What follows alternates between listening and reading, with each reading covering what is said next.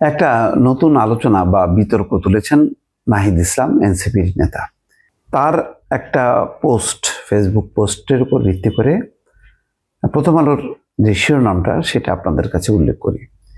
৭১-এর পক্ষে না বিপক্ষে এর ভিত্তিতে রাজনীতি গ্রহণ করতে কেউ আগ্রহী নয়।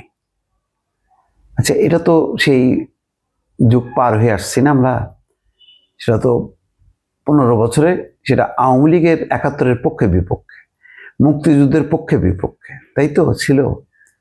এখন কারা কাকে শত্রু হিসেবে চিহ্নিত করছেন নাহিদ ইসলাম, আমি এটা বুঝলাম না।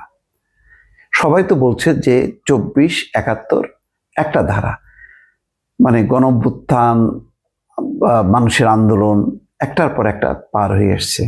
৭১ এবং ২৪-এর মধ্যে কোনো পার্থক্য নেই, তফাৎ নেই। কিন্তু সেখানে ৭১-এর পক্ষে বিপক্ষে এটা কে বলছে? ৭১-কে অস্বীকার কে করছে? জামাত ইসলাম?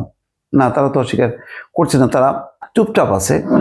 তারা তো সরাসরি এখন এই নিয়ে কথা বলছে না।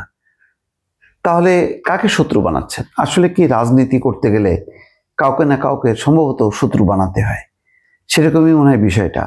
আমি যতটুকু বুঝি, এখানে বলছেন নাহিদ ইসলাম ২৪ জুলাই গণঅভ্যুত্থানের পর নতুন একটি রাজনৈতিক বাস্তবতা এবং একটি নতুন প্রজন্ম আবির্ভূত হয়েছে উল্লেখ করে নাহিদ ইসলাম বলছেন, আমরা ৭১-কে অতিক্রম করেছি, ২৪-এ পৌঁছেছি। অতিক্রম করে ২৪-এ পৌঁছেছি, খুব ভালো কথা। কিন্তু ৭১-কে আমরা ত্যাগ করিনি, ত্যাগ করে ২৪-এ পৌঁছেছি তা না, এটা ধারাবাহিকতা। অর্থাৎ 1 2 3 4, 1 2 3 4 করে যদি আমি 24 করি, 1 ৭১ ধরি আর 24 হলো জুলাই, তাহলে জুলাইয়ের গণঅভ্যুত্থান। তাহলে এক হচ্ছে বাংলাদেশের মুক্তিযুদ্ধ স্বাধীনতা ৭১, আর ২৪-এর গণঅভ্যুত্থান জুলাই, সেটা অভ্যুত্থান, গণঅভ্যুত্থান। তাহলে একটার সাথে একটা লিঙ্ক। ওই সময়ের চেতনা, আমরা গণতন্ত্র চাই, অধিকার চাই।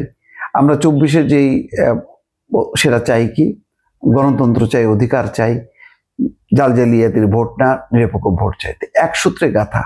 সেখানে ২৪-কে কে ঠেলা দিয়ে পেছনে ফেলতেছে বা অস্বীকার করতেছে, এমন কোন শক্তি? এই শক্তি তো এখন বাংলাদেশে নেই, এই শক্তি এখন দিল্লিতে অবস্থান করছে। যে যারা মনে করে ২৪-এর যে গণঅভ্যুত্থান এটা জঙ্গিদের আন্দোলন, জঙ্গিদের ষড়যন্ত্র, তারা স্বীকার করে না। যেমন ৭১-এর মুক্তিযুদ্ধ নিয়ে স্বীকার করতে দ্বিধাবোধ করে জামাত ইসলাম। তো এখানে এই যে আজকের নাহিদ ইসলামের যে বক্তব্যটা, ৭১-এর পক্ষে না বিপক্ষে, এই বাইনারির অর্থাৎ দুই ধারার উপর ভিত্তি করে তৈরি রাজনীতিকে গ্রহণ করতে কেউ আগ্রহী নয়। না, আগ্রহী না তো, কে আগ্রহী? মানে শত্রুকে এখানে কাকে ইন্ডিকেট করে বলা হচ্ছে? এত ঘোরায় না পেঁচায় না বলে একদম বলার দরকার ছিল যে বিএনপি এই কথা বলছে অথবা জামাত ইসলাম।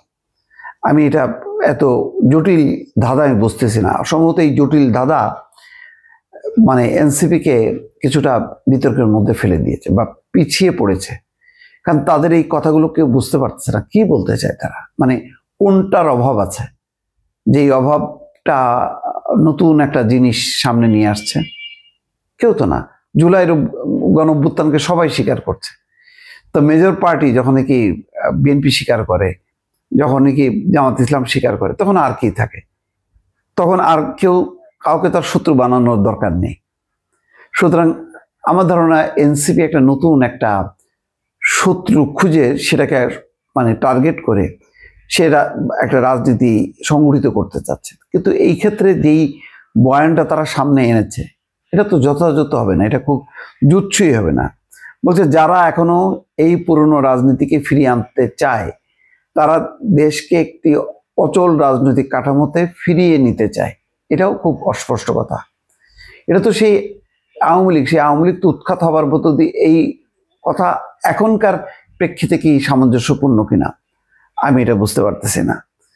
কেন এইটা লিখলো, এটাও একটা রহস্য থেকে গেল আমার কাছে। দর্শক ভালো থাকবেন, আল্লাহ হাফেজ।